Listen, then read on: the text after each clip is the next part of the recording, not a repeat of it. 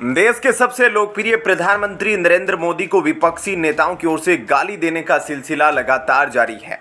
लोकसभा चुनाव के समय यह और तेज हो गया है। अब दिल्ली के मुख्यमंत्री अरविंद केजरीवाल के करीबी नेता संजय सिंह ने प्रधानमंत्री मोदी के प्रति अपशब्दों का इस्तेमाल किया है।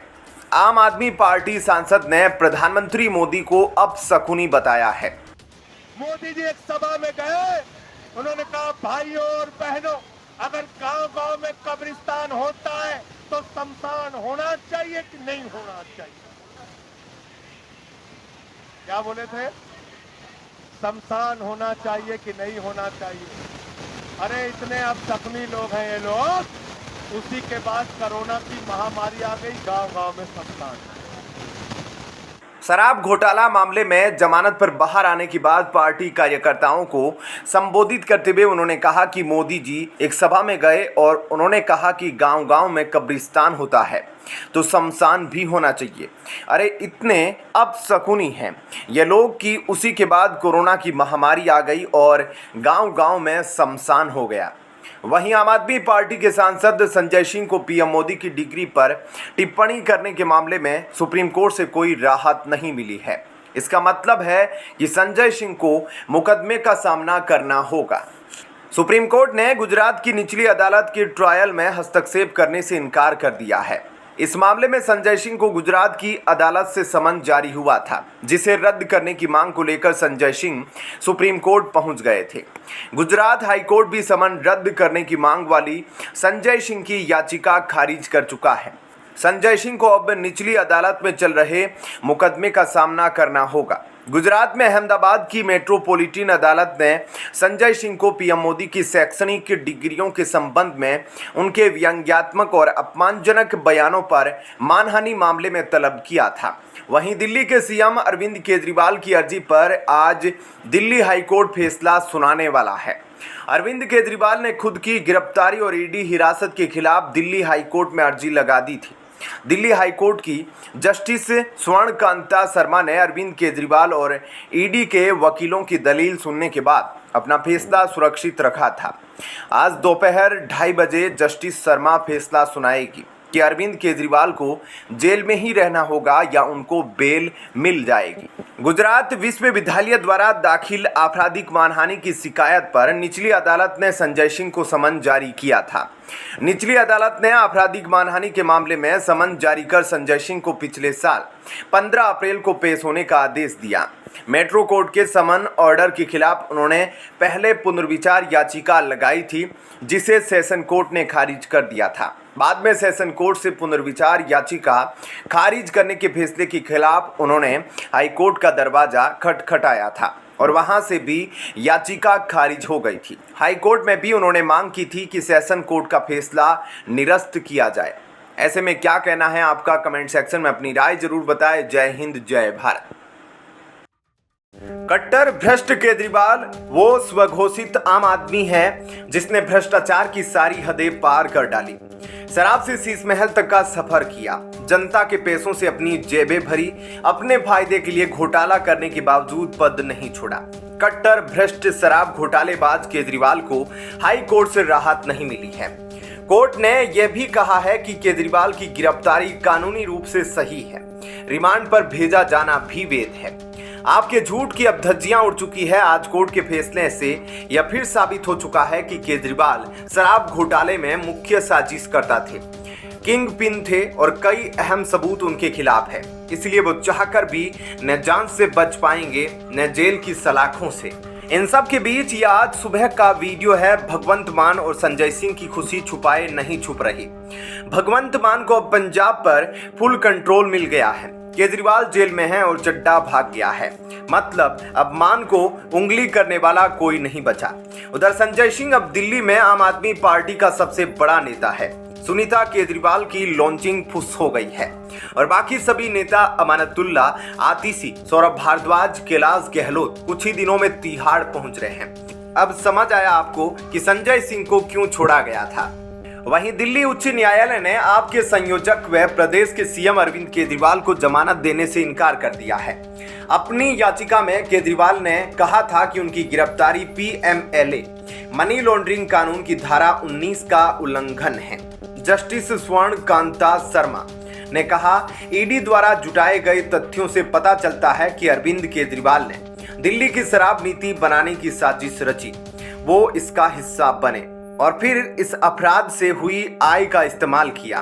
दिल्ली हाईकोर्ट ने यह भी कहा कि कठोर रूप से दिल्ली में शराब नीति बनाने और घूस मांगने में व्यक्तिगत रूप से शामिल है। साथ ही आपके संयोजक के रूप में वो इस अपराध में शामिल है। इस मामले में सरकारी गवाह बने आरोपियों के संबंध में कोर्ट ने कहा कि इससे जुड़ा कानून 100 वर्ष पुराना है और यह कोई 1 साल पुराना कानून नहीं है कि याचिकाकर्ता को झूठ का फंसा दिया गया।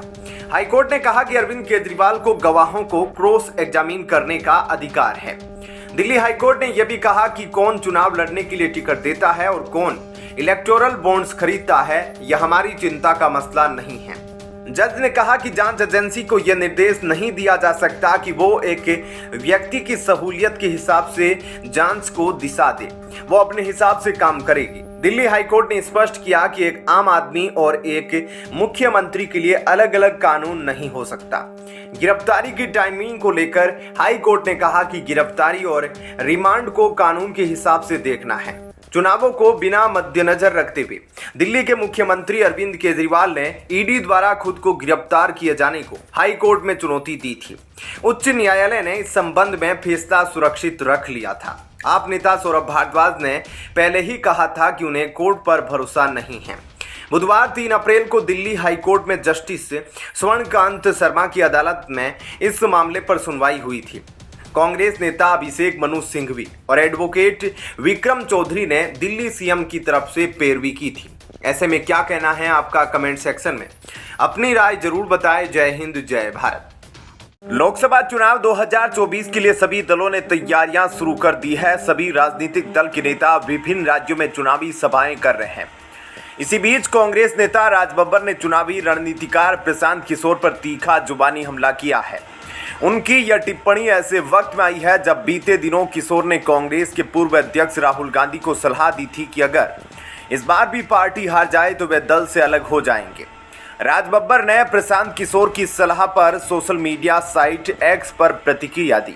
उन्होंने लिखा, राजनीतिक रणनीतिकार प्रशांत किशोर के साथ मैंने काम किया है और जानता हूं कि पीके बिना पारिश्रमिक के मशवरा तो देते नहीं। फिर राहुल गांधी पर बिन मांगे मशवरे की पेमेंट कहीं से तो हो रही होगी। प्रशांत किशोर ने सुझाव दिया था कि अगर कांग्रेस को लोकसभा चुनाव में अपेक्षित परिणाम नहीं मिलते हैं तो राहुल गांधी को अपने कदम पीछे खींचने पर विचार करना चाहिए।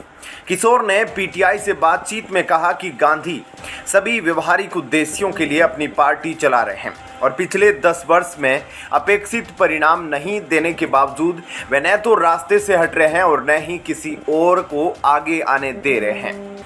समाचार एजेंसी पीटीआई को दिए एक इंटरव्यू में जाहिर तौर पर राहुल गांधी पर कटाक्ष करते हुए उन्होंने कहा था, आपकी लड़ाई उत्तर प्रदेश, बिहार और मध्य प्रदेश में है, लेकिन आप मणिपुर और मेघालय का दौरा कर रहे हैं तो फिर आपको सफलता कैसे मिलेगी। साल 2019 में स्मृति ईरानी के हाथों हार के बाद राहुल गांधी के अमेठी से चुनाव लड़ने की अनिच्छा के बारे में पूछे जाने पर किशोर ने कहा कि विपक्षी पार्टी सिर्फ केरल जीतकर देश नहीं जीत सकती। उन्होंने कहा, अगर आप उत्तर प्रदेश, बिहार और मध्य प्रदेश में नहीं जीते तो वायनाड से जीतने में कोई फायदा नहीं। रणनीतिक रूप से मैं कह सकता हूं कि उस स्थान अमेठी को छोड़ देने से केवल गलत संदेश जाएगा। वहीं मध्य प्रदेश के मंडला में कांग्रेस नेता राहुल गांधी की रैली होने वाली थी। हालांकि यहां एक ऐसी घटना हो गई जिससे भाजपा को एक बार फिर उन पर कटाक्ष करने का मौका मिल गया। दरअसल राहुल गांधी मंडला लोकसभा क्षेत्र में पार्टी उम्मीदवार के लिए सभा कर रहे थे। हालांकि अचरज की बात यह हुई कि इस सभा के मंच पर लगे बैनर में भाजपा के प्रत्याशी फग्गन सिंह कुलस्ते की फोटो छपी थी।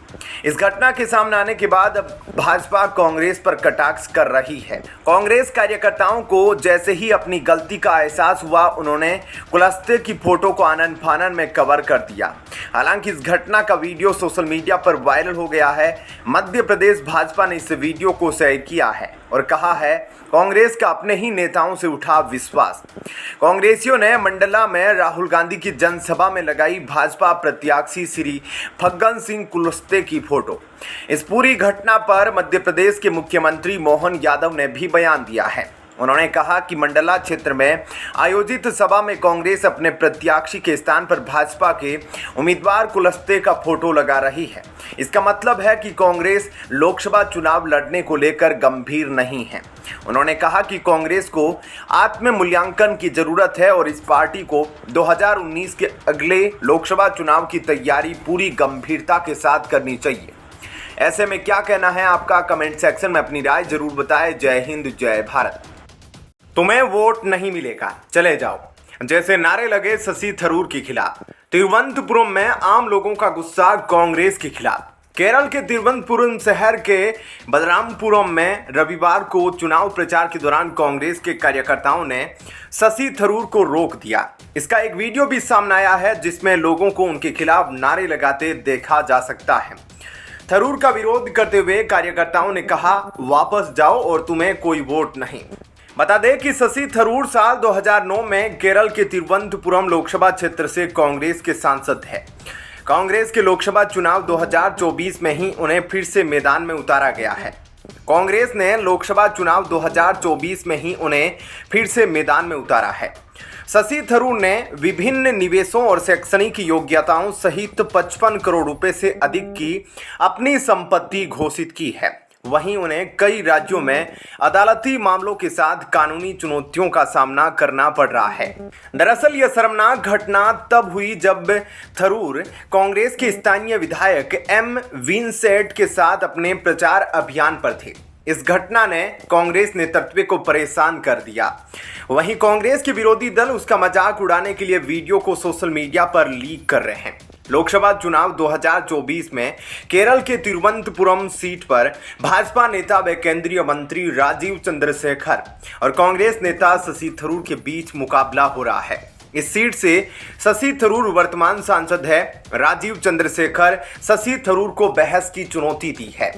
शशि थरूर ने राजीव चंद्रशेखर की चुनौती को स्वीकार किया है। उन्होंने कहा कि तिरुवनंतपुरम के लोग जानते हैं कि बहस से कौन बच रहा है। थरूर ने एक्स पर पोस्ट किया, हाँ, मैं बहस का स्वागत करता हूं। तिरुवनंतपुरम के लोग जानते हैं कि इस समय बहस कौन कर रहा है। आइए राजनीति और विकास पर बहस करते हैं। कीमत वृद्धि, बेरोजगारी, भ्रष्टाचार, सांप्रदायिकता और नफरत की राजनीति को बढ़ावा देने के भाजपा के 10 साल पर बहस करते हैं। आइए तिरुवनंतपुरम के विकास और पिछले 15 साल में हमने जो प्रगति की है उसके बारे में भी बात करते हैं।